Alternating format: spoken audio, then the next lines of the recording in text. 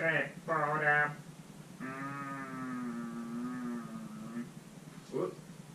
Čaute. Tak vás zase vítám.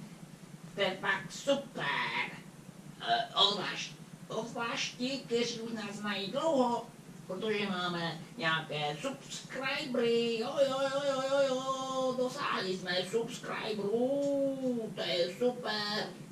To znamená, že ti nejlepší si nás našli a už nás znají už dlouho, tak jsme si řekli, že zase něco natočíme, jo. A chtěli jsme vám ukázat, že nemáme jenom blbosti, ale máme tady bobule a máme tady tohle, to je nějaké takové plátky. No, prostě teďka stravujeme velmi zdravě, to je teďka hodně moderní, zdravě jíst, jo.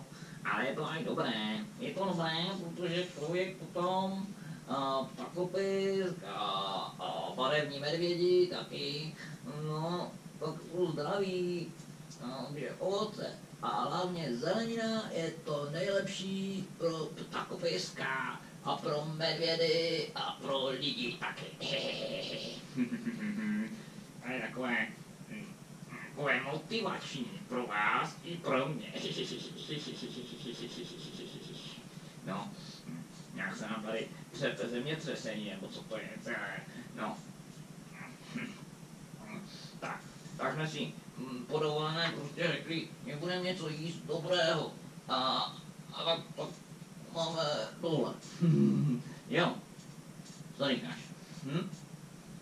Ano, ty jsi nějaký tují, jsi vůbec živý? Já si říkal, nevím.